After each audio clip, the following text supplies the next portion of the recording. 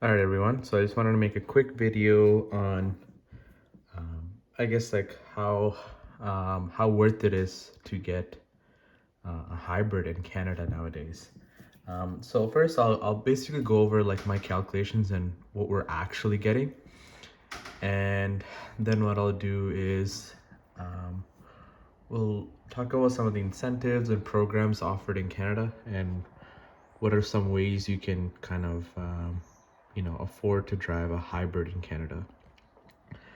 So basically, we had a 2020 40i, and we were looking at the differences, right? So obviously, the main difference is the price point of the car. So if you look at the price, um, there's some difference there. The paint, we're gonna get the same paint option.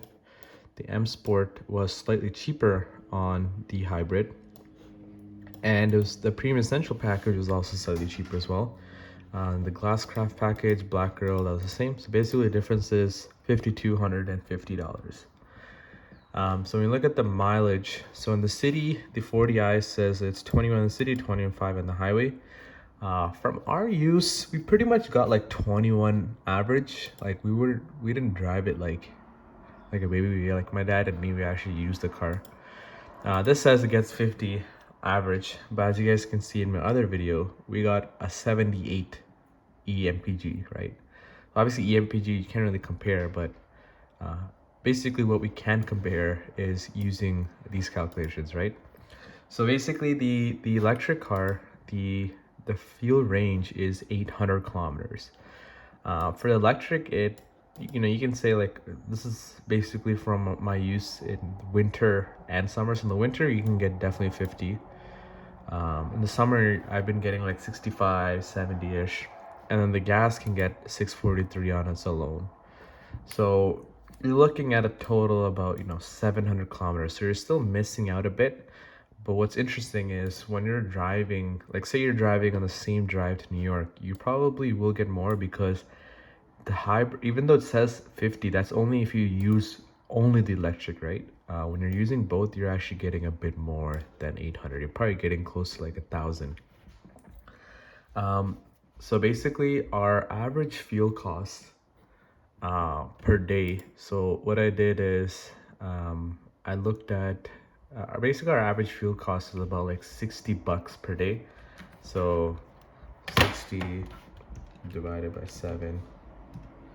Yeah, so it's like, so I did best case scenario, but to be honest, it's more like $60 a week divided by 7 days is actually close to $8.6. So that's your average fuel cost per month, average fuel cost per year. Um, and this is what I estimated based on the data that I've collected. Um, this basically your average fuel cost is $2.16 for we're all talking about our constraint is our daily distance of 36 kilometers. So my dad's commute is only 30, but I did 36 just in case if he has to run a bit of errands. So basically the price of so what 1 liter is about 9 kilowatt hours of energy. And the dollar per kilowatt hour in our area overnight basis.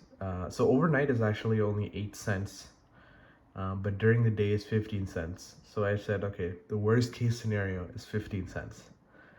Fuel price is about 120 average, probably more now, daily distance. So this is a kilowatt hour range for our battery, which is 24. So basically this is what I estimated. I estimated that it would be about $2 per day, right? So that means in a year, you're saving about $2,000. And that basically works out to 2.83 years of potential, return on income. And I guess one important thing is that your energy impact per day, right? So you're using about 28 kilowatt hours of energy versus the electric is literally using half. So you're not only saving money, you're also helping the planet as well. So basically, I said this was our average fuel cost per day.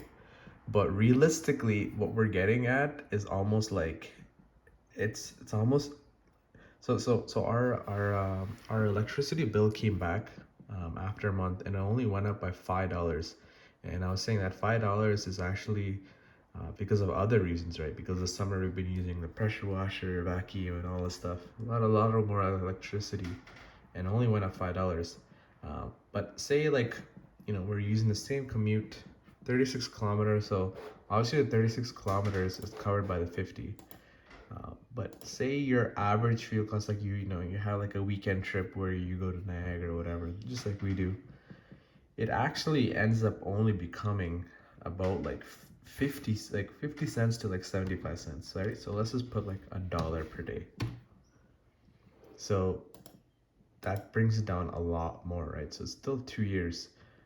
But in our case, honestly, we've been having like, I would say it's probably like 0.25.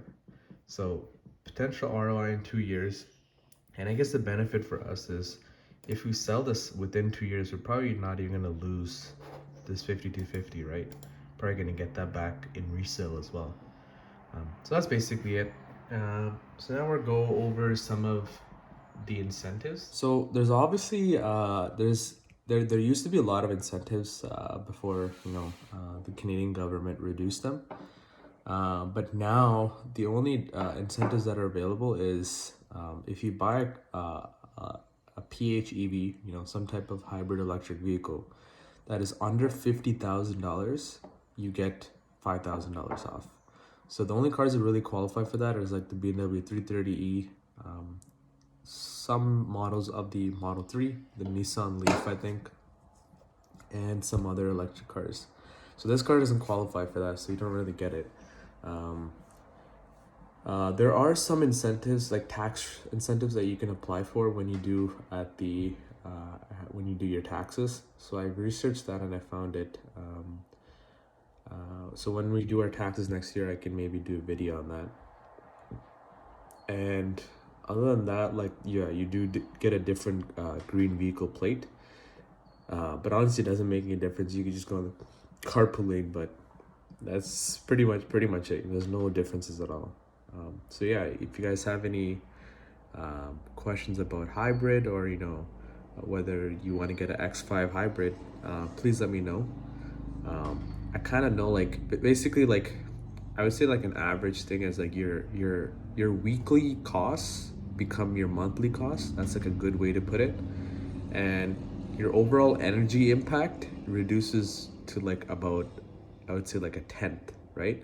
So you're helping the planet, you're saving money, and you're just a good human overall. So yeah, thanks.